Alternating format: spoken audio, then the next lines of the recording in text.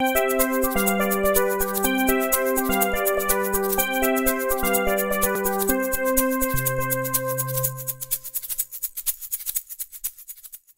morning, good afternoon, good evening, wherever you are. Welcome to episode 14 of the CRICKETher Vodcast in social isolation. The UK has actually been, or England, has actually been coming out of lockdown this week, but we still remain mostly isolated. So we are still the social isolation vodcast.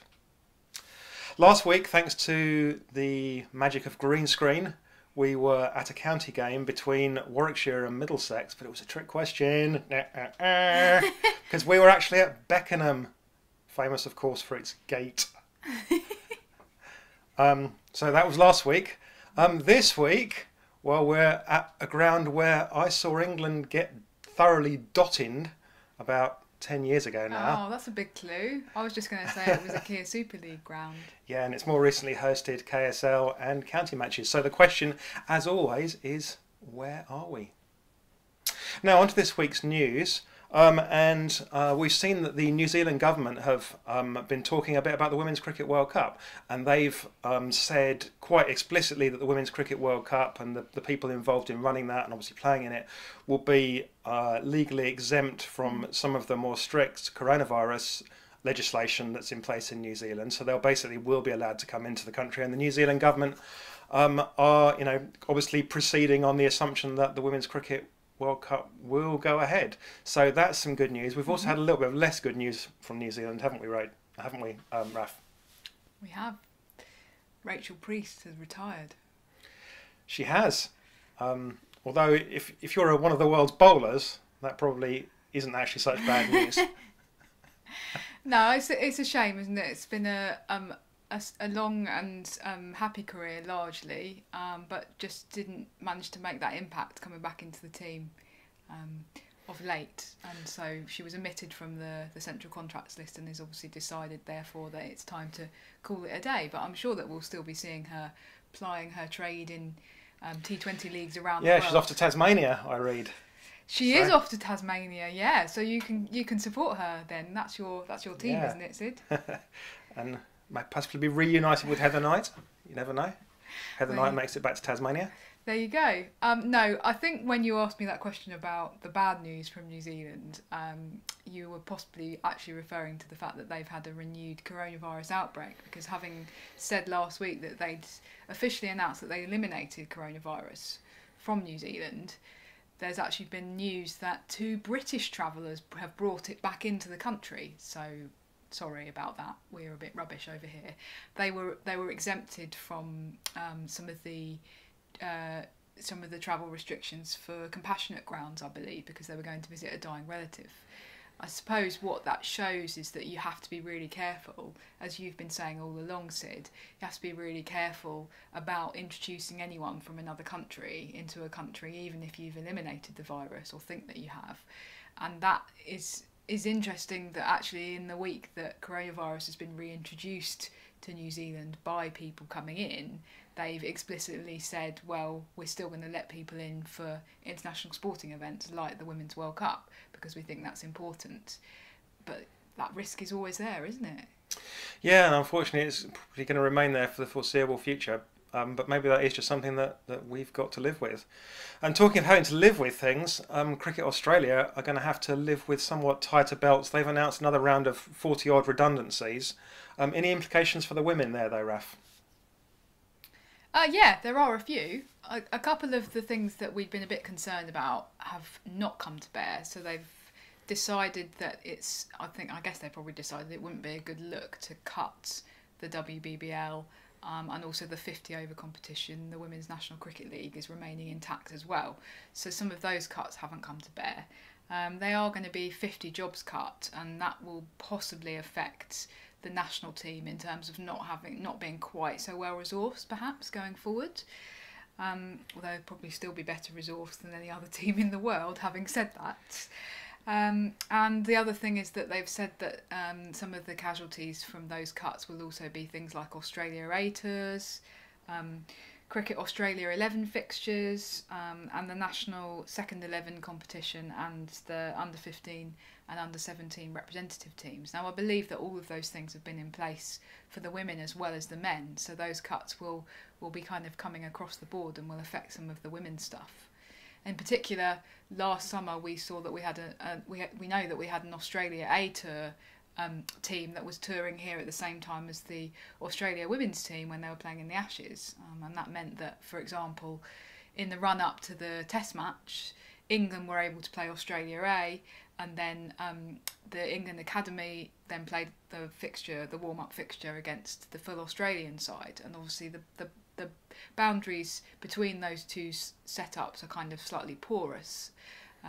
Certainly we saw, when we went to see the England Academy fixture, we saw Kirsty Gordon, who then went on and played in the Test as part of the full side. But it just means that things like that won't necessarily be possible going forward. So it's possibly a little bit of a step backwards there as far as Australian women's cricket goes. Yeah, indeed. And then, okay, so talking of England, the England players are now officially back into training next week.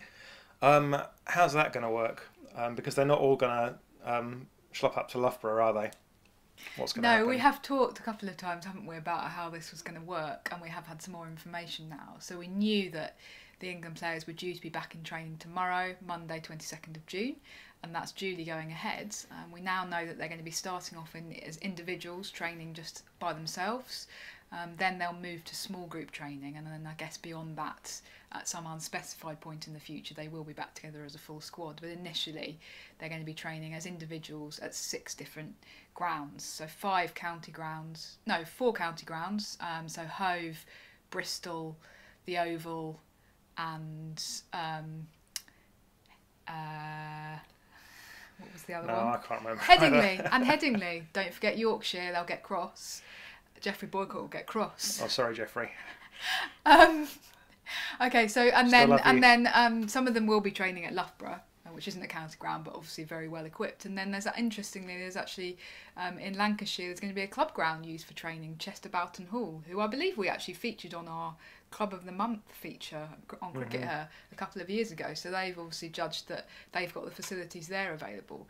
So they'll be dispersed initially at these 6 different grounds. And they've named quite a large number of players in these training squads, haven't they? They've named basically everybody that's been part of the sort of England training squad, which is the contracted players plus a couple of others for the past couple of years. So that includes all those people like Alice Davidson Richards and Lindsay Smith and so on. And they've also named 2 other exciting players, haven't they, Raf? They have, yes. So 2 Southern Vipers young fast bowlers. One of them is probably the most promising fast bowling prospect in this country, and the other is Lauren Bell. What?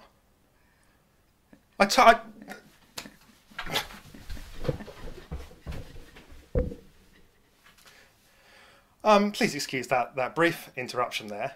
What Raf, of course, meant to say was that it includes 2 fine prospects in the fast bowling department, Izzy Wong and Lauren Bell. Just for in case anyone watching doesn't understand, Syd has basically been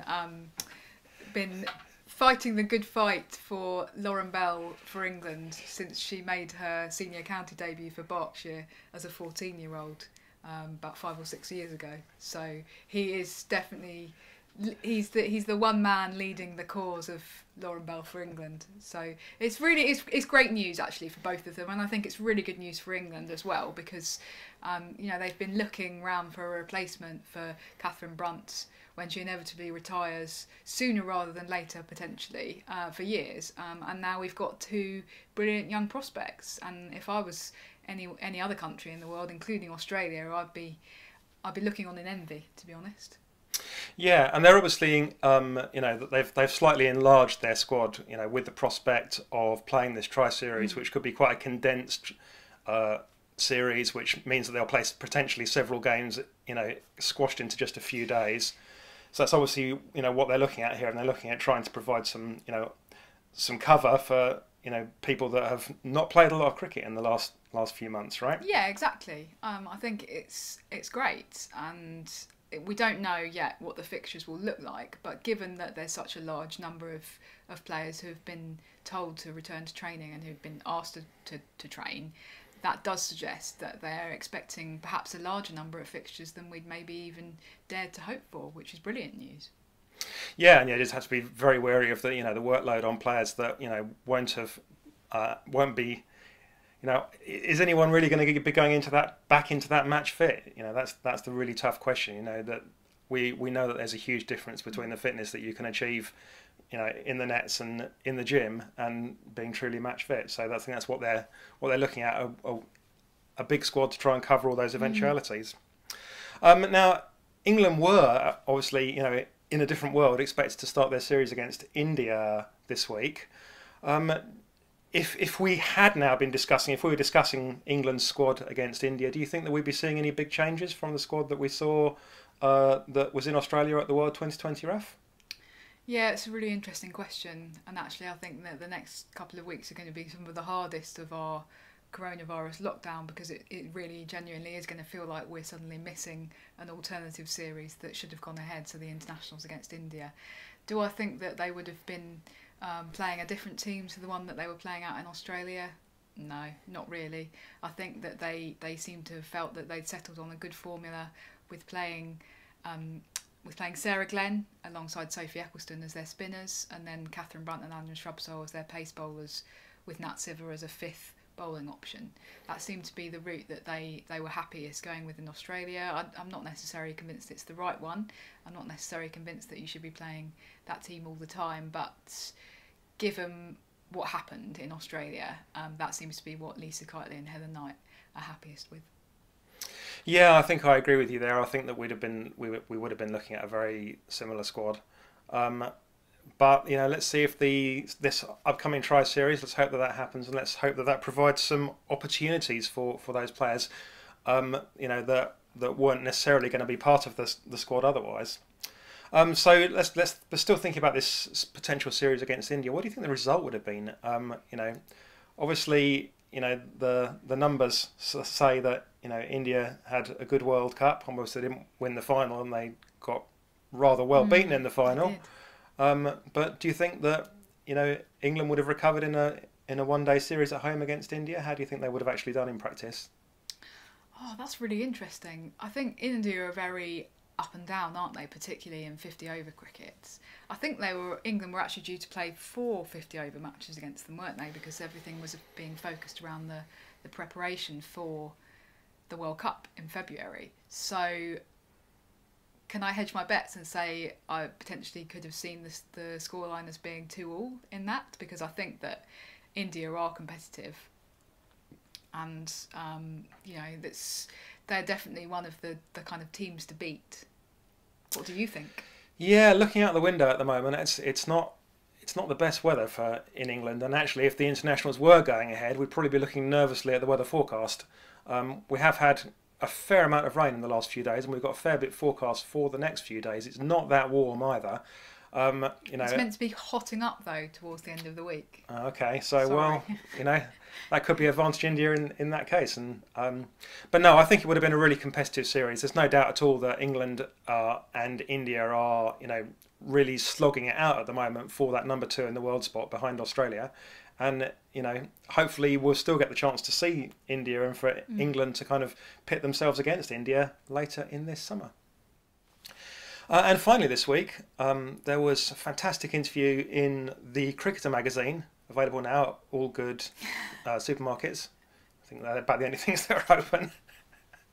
But a fantastic interview with Katherine Brunt, which we both really enjoyed reading, didn't we, Raf? What did you find particularly interesting in that interview? Well, one of the things with reading an interview with a player like that, who's now represented England for, 16 years or something, is that often you... About 116. Bit harsh. Often you read it and there aren't any new insights, and actually, obviously, as the journalist or the interviewer, it's very difficult to find anything that hasn't already been said. But the great thing about this interview was that there were a couple of things that I hadn't really heard before, and one of them was about, initially, the fact that when she was about 14, And we know that she had a difficult time at school. She was bullied for being overweight, etc. But she was a reasonably good cricketer. She was playing county cricket for Yorkshire. And she went along to this sort of England pathway training camp, and there were other people there like Jenny Gunn, etc. And she had a really terrible experience, and the coaches were just swearing and shouting at them. And I think in the interview she kind of says, I was being bullied at school. Why would I then subject myself to bullying from coaches? And at that point she vowed that she wasn't ever going to bother trying to play for England. She was just going to maybe carry on with the county stuff and be quite content with that. And then it just kind of so happened that I think it was a couple of years later, she was at an England match and she got tapped on the shoulder by Claire Connor, and there was an injury, and Claire Connor said to her, "Oh, will you come and play for us in this test against New Zealand?" And it would have been 2004, I guess. And Katherine Brunt said, "No, I'm not really. No, I'm not going to do that. I'm going to V Festival." So yeah, and then her sister sort of said to her, "No, Katherine, you're not going to V Festival. You're going to play this test for England." So she did, and the rest is history. But I thought that was really interesting because I think it really does show the importance of particular coaching styles and the effect that kind of very aggressive coaching style can have. And I think especially on a young female player that kind of coaching style can have. What did you think was most interesting about this interview, Syd? Well, I thought it was interesting stuff that she talked about the future as well, and she talked about, we've been kind of speculating about her retirement for a long time now. We thought originally she might retire after the 2017 World Cup, but she decided she wanted to go on and definitely play in the West Indies. She obviously, after being denied the opportunity to play in the West Indies, she, wanted to have the opportunity to go to Australia, play in the next 2020 World Cup. But now she's talking about the Commonwealth Games, which is, another round of tournaments onwards. And that'll be 2022. Yeah, so, looks like we'll be seeing her around for a while yet. So beware, batsmen of the world. Yeah, it's interesting because I think there is always this tussle for a professional player when you're approaching retirement of, do I go out kind of at a time of my own choosing, or do I wait until the selectors no longer consider me kind of worthwhile? And I think effectively in this interview she said, well, Heather Knight and Lisa Kiteley, if you want me out of the team, you're going to have to drop me. I'm not going to retire while I'm still being picked.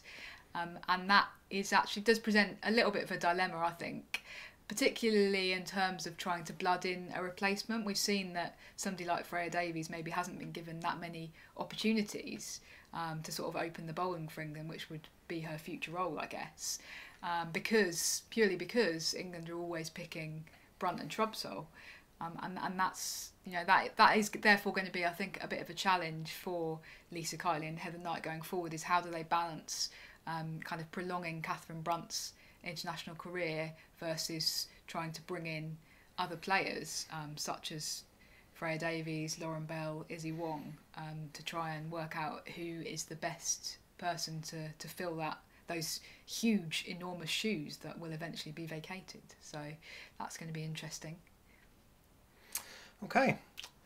Well, that's all we've got time for this week. Thanks very much for watching. Take care of yourselves. We'll be back here the same time next week. Goodbye. Bye.